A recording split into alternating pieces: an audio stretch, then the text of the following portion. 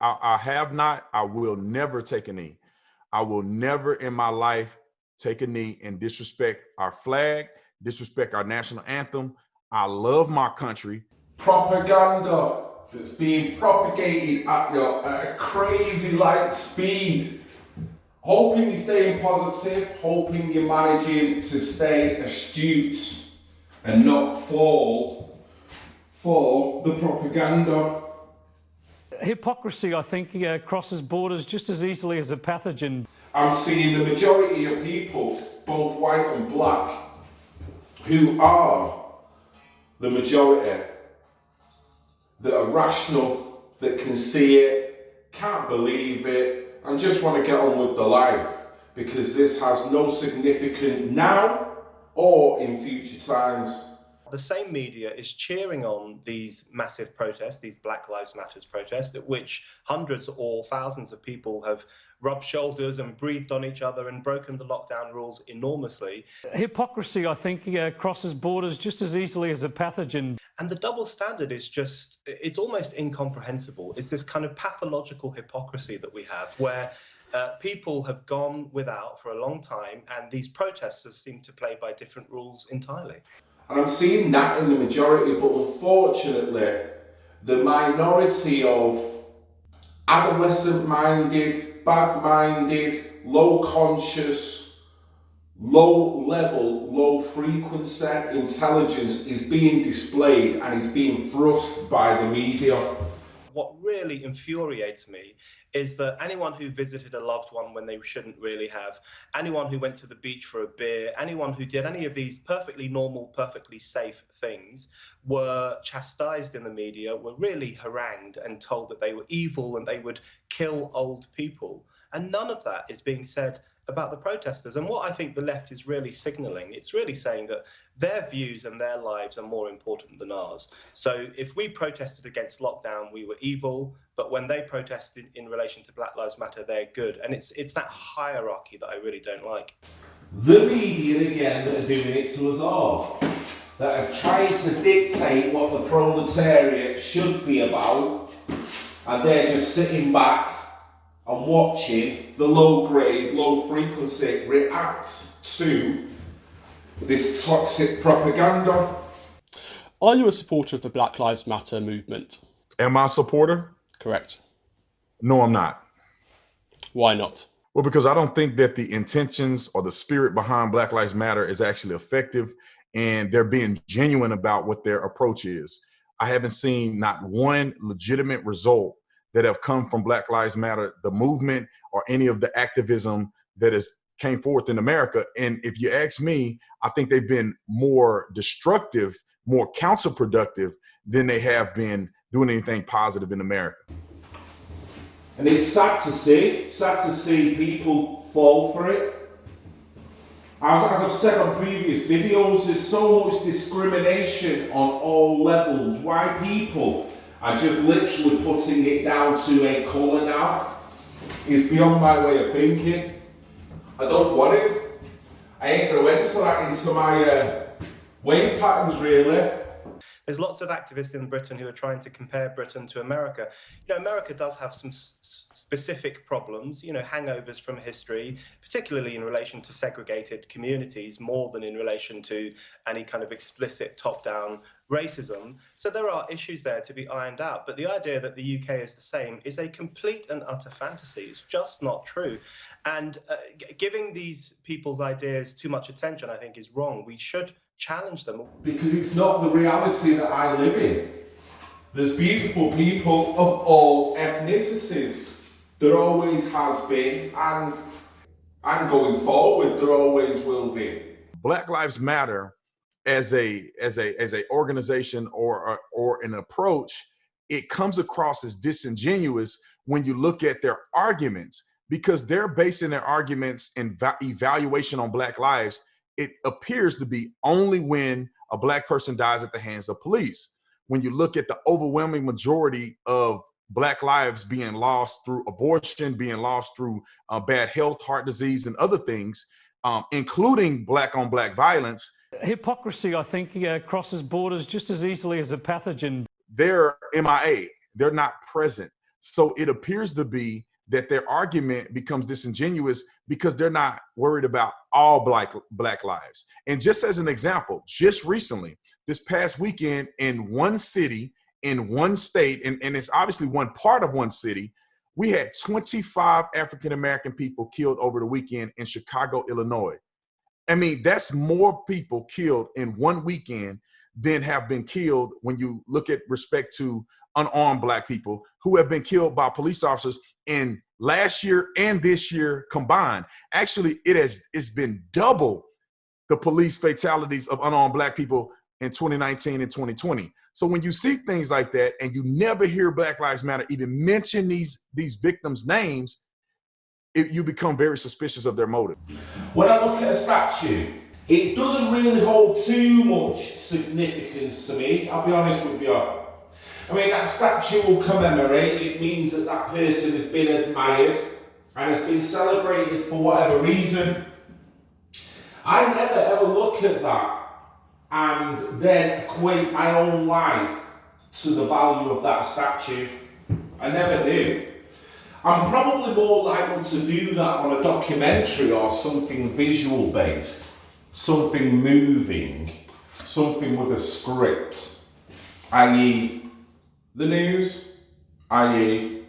films that have ultimately a race-baiting message. One of the things that's really worried me over the past week or so is the kind of the anti-whiteness element of this, where, you know, we've seen whiteness is now treated almost as an original sin, and we've seen videos of white people on their knees begging people for forgiveness. I work for Black Lives Matter. I'm sorry that I scared you. That's okay. But since I work for that company, my CEO has told me to come out today and to bring you on your knees because you have white privilege. So if they see that a white person is getting on their knees, that shows solidarity for the situation. Who are you, sister? And could you just please apologize for, you know, for your white privilege? This is innocent? Just apologize? I am. I'm trying to think of the right words to say because that's a big thing to say. It's big. It comes from. It's large in this country. I'm incredibly sorry. The Archbishop of Canterbury here has called on white Christians to repent their prejudices. We have people like Nigella Lawson saying that all white people are complicit in racism. There's this mainstream view now that all white people are racist. And I think that's really antagonizing community life because, as a matter of fact, most people in the UK, and I would say in the US, are not racist and do want people to have equality and justice. So it's a very divisive campaign, and I think a pushback against it is really in order at the moment.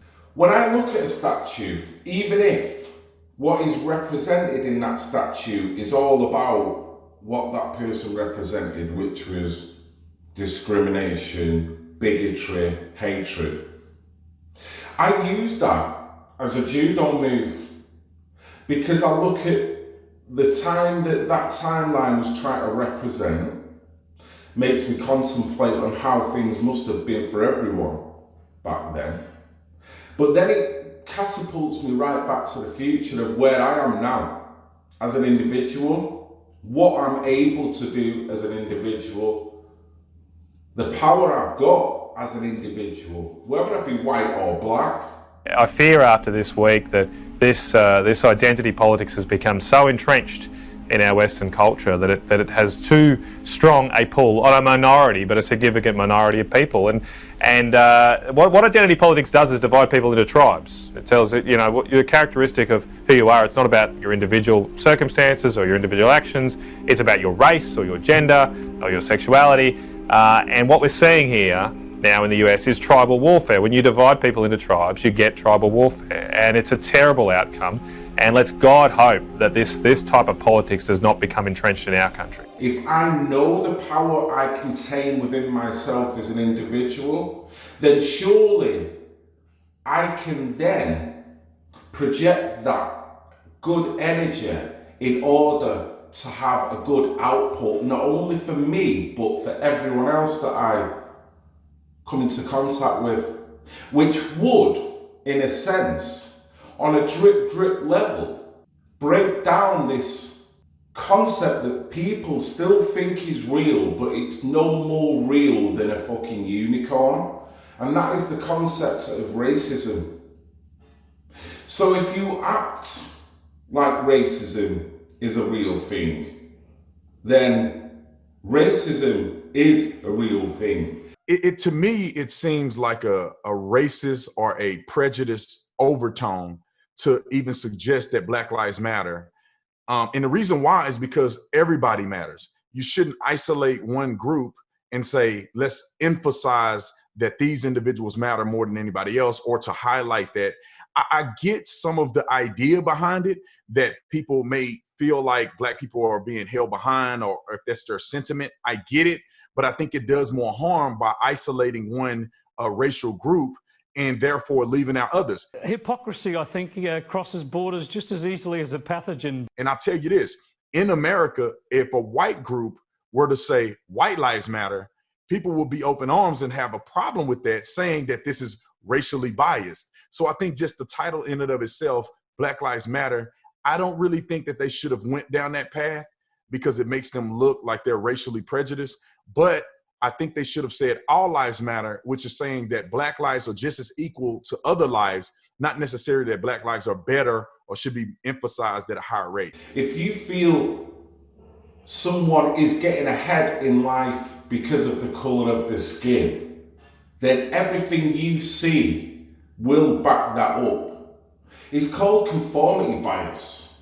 So if you believe that race is part of your conformity bias, which is partly holding you back, then what I would probably say is that instead of the race holding you back and the people that you believe who are a different race ultimately holding you back, I'd say the battle is within your brain, that you're holding yourself back by having that as a concept per se, because if you let go of that concept, everything negative that is held with that concept will also release as well. And you will find you will have a better life, a happier life, a more engaging life with all different people of all beautiful different skin tones. So it depends what you want to read from that statue. I read power, I read self-development, I read a higher frequency and a higher conscious level. They're the things that I need to do in order to get me to that next spiritual level, which is to not harbour any bigotry, hatred, or intolerance to anybody. It's imperative that I do that, and it's more imperative that I input that into my children, so they've got a better chance of being able to manoeuvre wherever they want in the world without holding any ill feelings about events in the past, because it shouldn't need to concern them. And if you was to apply Newtonian physics with every action as an opposite and equal reaction, if you're giving off perfect energy as an individual, then to me, the energy that you're going to get back in the majority is going to be positive as well. Red Pill Phil, getting on his filling. There's plenty of mouths I'd love to shove this bleeding filling in at the moment. Love you all, even the pissinators. I'm sad. I'm heartbroken. This is I've lived through this before. It's been in this department for 38 years, and I prayed that we'd never be back in this type of situation.